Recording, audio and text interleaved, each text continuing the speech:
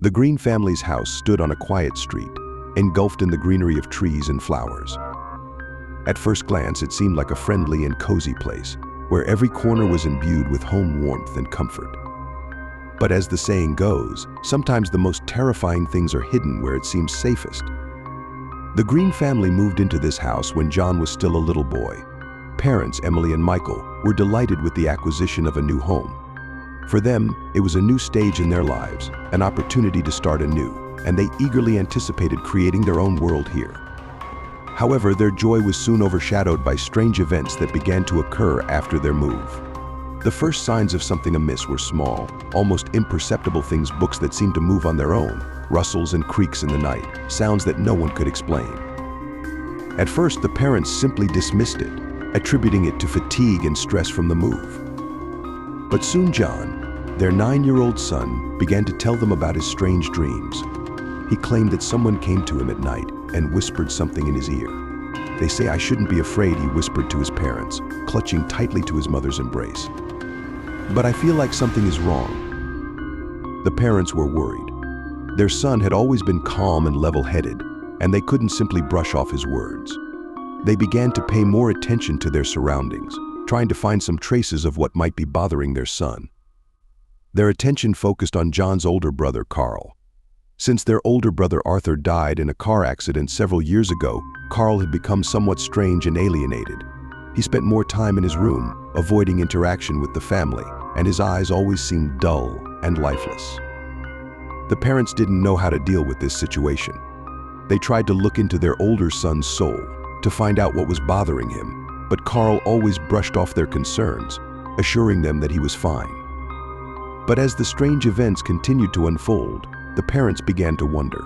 Perhaps there was some connection between Carl's behavior and these inexplicable phenomena in the house. They decided to investigate. One evening, when everyone was already asleep, John decided to sneak into his brother's room. He watched as Carl slowly got up from his bed and left the room. Sneaking up to his door, John heard muffled footsteps receding downstairs into the basement. Being a determined boy, John decided to follow him. He tried to stay in the shadows so that his brother wouldn't notice him, but his heart was pounding with excitement and fear. Approaching the basement door, he heard whispers and strange sounds coming from inside. He listened carefully and realized that it was the sounds of some strange ritual, something resembling prayers or incantations. John entered the basement and cautiously approached Carl. He saw his brother standing in front of an old altar, illuminated by candles, and murmuring something to himself. Behind him hung an old doll covered in dust, and on the floor lay books with ancient symbols and spells. John was terrified to the core. What should he do? Carl was in a trance-like state, his eyes blazing with madness, and he didn't notice his younger brother. John decided he needed to get out of there immediately and tell his parents about what was happening. He turned around and began to leave the basement, but suddenly his feet stumbled over a piece of old carpet, and he lost his balance. His heart froze with terror as he heard Carl turn around, his eyes filled with madness and anger. "What are you doing here?" Carl spoke, his voice echoing from the depths of hell. John couldn't answer. He just stood up and tried to run, but his older brother quickly approached him and grabbed him by the shoulder. "You weren't supposed to see this," he whispered before disappearing into the darkness. Since then, John never saw Carl again. He told his parents about his visit, but they decided it was just a dream. However, John knew the truth. He knew that Carl was involved in these strange events in the house and that he was hiding something from them. Since then, they decided to leave this house and never return. Despite all their efforts, they never managed to uncover the secret of this house, but one thing they knew for sure: something sinister lurked within its walls, and they never wanted to see it again. In the dense forest, where the rustle of trees sounded like the whispers of forgotten souls, a road stretched leading to an abandoned cabin. The old house was weathered, its wooden walls covered in moss, and the windows boarded up. Despite its abandoned appearance, the cabin attracted teenagers craving adventure and adrenaline. On a Friday evening, as darkness began to envelop the surroundings, 5 friends Jake, Emily, Mike, Sarah, and Luke decided to explore this mysterious cabin. Rumors about it circulated throughout the town, and they were determined to uncover its secrets. It could be dangerous, guys, Mike warned. looking at the dark contours of the cabin. But his words didn't deter the others. "It's funny, Mike. Just empty fear," Sarah said, with a smile, though there was a hint of unease in her voice. Pushing through the thickets, they entered the cabin. Inside, the air was heavy with mold and dust, and the rustle of leaves outside turned into the whistle of wind through cracked walls. In the stuffy twilight, they began to examine their surroundings. An old table with a lamp, its fuel long depleted, lay in the corner. The remains of an ancient bed frame lay in ruins in another corner, and newspaper scraps littered the floor. The cabin seemed forgotten by time. Soon the teenagers noticed strange writings on the walls, scribbled with dark ink. "What are these graffiti?" Luke asked, suddenly noticing that the writings began to change. Words vanished at one moment, only to be replaced by new ones the next. Emily approached one of the walls and began to read the inscription aloud. "A lonely spirit wanders here, seeking a victim for its curse. Those who come to unravel its mystery are doomed to be consumed by its madness." "This is nonsense, just fantasies," Jake said, trying to contain the growing unease in his voice. But as they prepared to leave, the door slammed shut, making everyone jump. "What was that?" Sarah cried out, her voice trembling with fear. "Maybe it's just the wind," Mike suggested, but his voice sounded unconvincing. Tension in the room escalated as they began to search the cabin for another way out. As they ventured deeper, they heard strange sounds, creaking wood, whispers in the darkness. Fear gripped their hearts.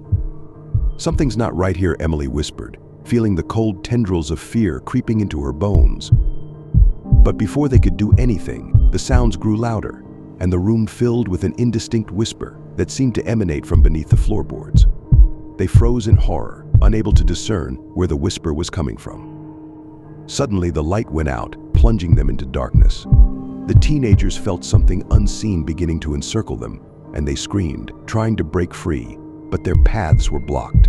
The whispers grew louder, as if thousands of souls were crying out in torment. Then, the light returned, and they found themselves standing in a circle of glowing inscriptions, now emitting a bright green light. The words transformed into their own thoughts and fears, leading them towards madness. In the dark corner of the room, they saw the silhouette of a figure, moving like a shadow, closing in on them. "What do you want from us?" Luke shouted, his voice feeble in the silence. The figure approached, and they saw it was an old man, his eyes glowing with spectral light. "You've come into my sanctuary," he uttered, his voice a whisper echoing in the teenagers' ears. "Now you must stay here forever." Panic gripped the friends, but the cabin held them in its grip, and they realized they wouldn't be able to escape. The cabin's secret was revealed, but it came with a price that turned them into part of its terrifying legend, trapped within the forgotten walls of this abandoned place. Nobody in the small town of Darkwood could claim to be happy. In their deep eyes, silent suffering reflected, like a shadow that always watched them, waiting for the moment to wrap its cold embrace around their hearts. The McLean family was cursed with misfortune. Generations passed through their abodes, and in each one, a mysterious shadow was born, seemingly haunting them to the grave. The silence that leaned on the shoulders of the McLeans was so deep that it seemed they not only inherited the land, but also the burden of their ancestors' suffering. One winter's day, a wind of news swept through the town, leaving an eerie feeling in the hearts of its inhabitants. Lucy McLean's grandfather had passed away, the last guardian of the McLean house, leaving his descendants an abandoned mansion where secrets dwelled deeper than the night itself. Lucy's parents, deceased earlier, left behind a plethora of mysteries and secrets. Hiding in the dark corners of the house, their presence felt so strongly that sometimes it seemed as if the darkness beckoned them back from the dead. And now, with her grandfather's death, they returned, awakening from a long slumber. Lucy was not one to believe in superstitions, but when she learned of the inheritance awaiting her, she felt something unexplainable, something dark, enveloping her soul. She didn't want to believe in omens and portents, but as she entered the McLean house, the shadow on her shoulders became heavier. The house was shrouded in cobwebs and dust, and the atmosphere was filled with the smell of age and oblivion. Every step on the floor sounded like the groan of the dead, and Lucy could feel their presence lurking in the dark corners, watching her with curiosity and secret intentions.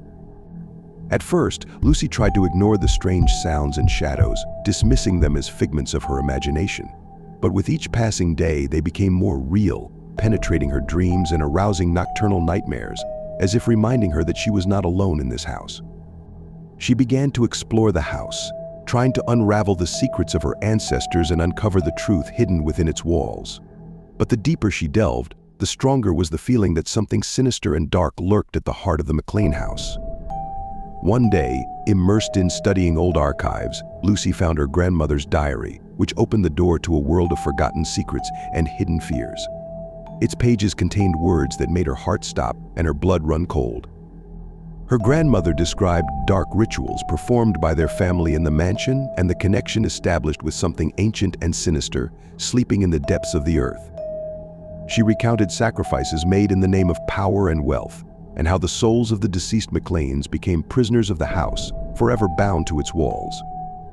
Lucy realized that the shadow haunting her family was not just a manifestation of their fears and superstitions, but something much more ominous and sinister. She understood that her family was cursed, and that only she could break this sinister alliance between the house and whatever lurked in its dark depths.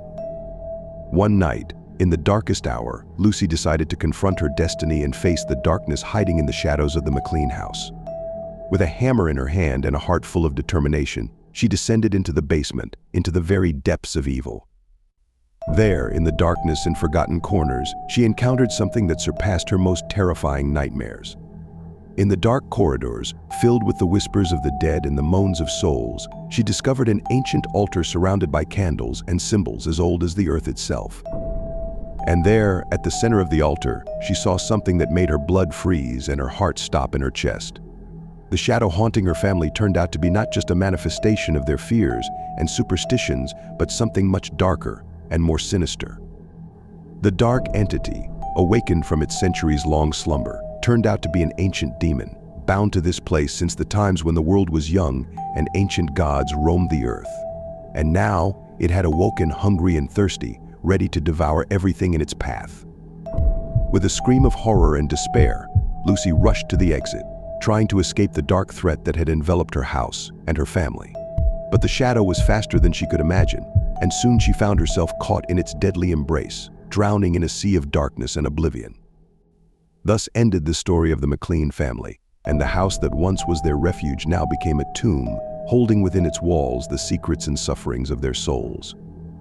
And though time passed, and the town of Darkwood forgot about the existence of the McLean house, the shadow that haunted them remained alive, ready to awaken from its centuries-long slumber and return to the world of the living to continue its unknown path.